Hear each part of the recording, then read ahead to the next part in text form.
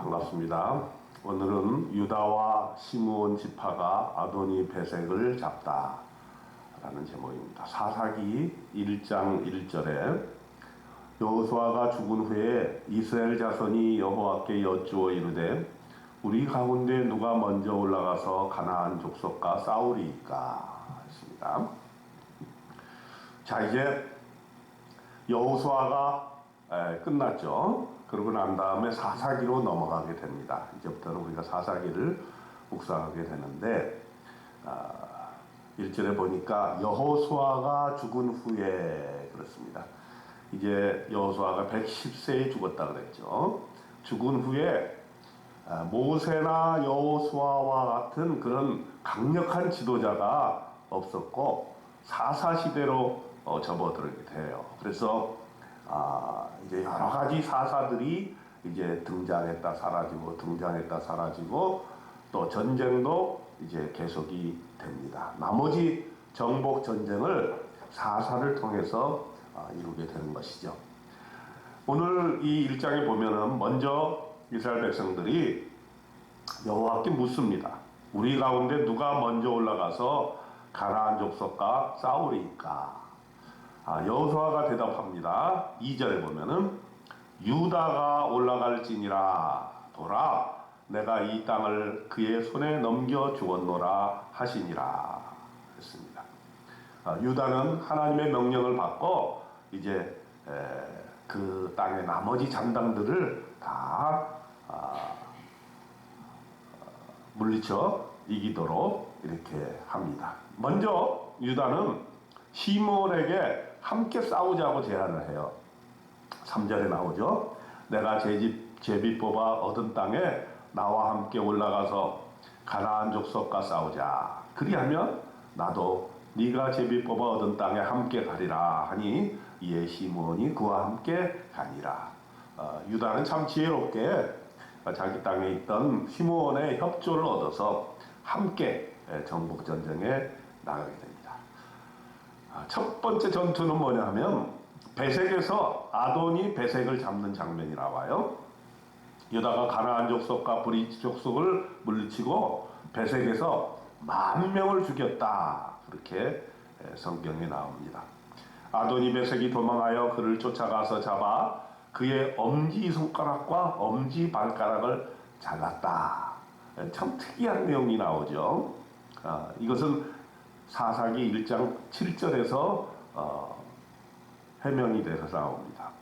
아도니 베색이 이르되 옛적에 70명의 왕들이 그들의 엄지손가락과 엄지발가락이 잘리고 내 상 아래에서 먹을 것을 줍더니 하나님이 내가 행한 대로 내게 갚으심이로다 하니라. 무리가 그를 끌고 예루살렘에 이르렀더니 그가 거기서 죽었더라 했어요.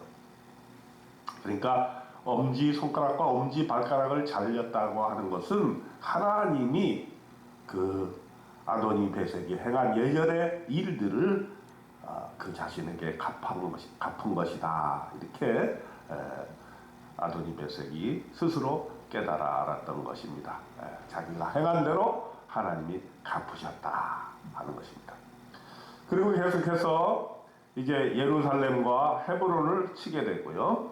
또 운니엘이 드비를 치게 됩니다.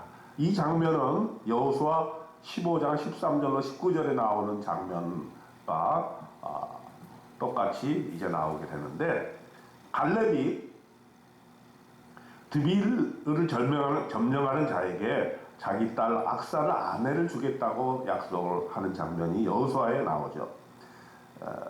갈렙의 아우 그나스의 아들인 운니엘이 점령하여 그 딸을 주게 되는 장면입니다.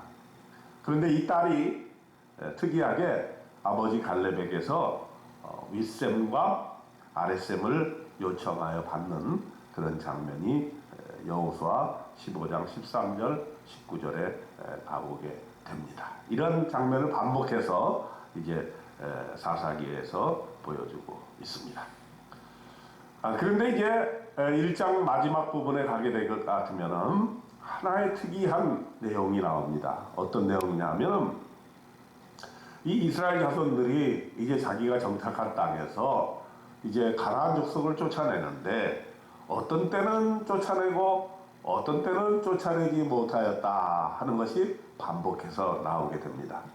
유다와 베냐민 지파는 가나안 족속을 쫓아내기도 하고 쫓아내지도 못했다 하는 것인데 사사기 1장 19절에 여호와께서 유다와 함께 계셨으므로 그가 산지 주민을 쫓아내었으나 골짜기 주민들은 철병거가 있으므로 그들을 쫓아내지 못하였으며 산지 주민들은 쫓아냈으나 골짜기 주민들은 쫓아내지 못했다 하는 것이죠. 골짜기가 더 좋은 땅인데 가나안 백성들을 그 골짜기에서 쫓아낼 수가 없었고 철병기가 있었기 때문이다 이렇게 얘기를 합니다. 그리고 또 사사기 1장 21절에 보면 베냐민 자손은 예루살렘에 거주하는 여부스 족속을 쫓아내지 못하였으므로 여부스 족속이 베냐민 자손과 함께 오늘까지 예루살렘에 거주하니라. 참 이거 보면은 상당히 예언적인 그런 내용이에요. 가장 중요한 요지라고 볼 수 있죠, 예루살렘이. 그런데 여부스 족속을 쫓아내지 못했고 나중에도 그들을 쫓아내지 못해서 그들이 함께함으로 나중에 이제 보면은 이런 것들이 다 문제가 되는 장면들이 나옵니다. 이스라엘이 이제 조금 힘이 있을 때는 그들에게 노역을 시켰어요. 사사기 1장 28절에 보면은 이스라엘이 강성한 후에야 가나안 족속에게 노역을 시켰고 다 쫓아내지 아니하였더라. 노역은 시킬 수 있었지만은 그들을 쫓아내지 못함으로 말미암아 가나안 땅에 두고두고 여러 가지 어려운 점들이 있었습니다. 자, 그럼 사사기가 주고자 하는 의미가 뭘까요? 특히 1장에서 이제 시동이 되기 시작하는데 사사기에는 이제 왕이 없었어요. 그래서 이 전체 하나의 그 이스라엘 전체가 하나의 통일성을 가지지 못하였고 그냥 자기 속에 좋은 대로 그냥 살았다는 거예요. 그리고 또 하나 문제는 뭐였느냐?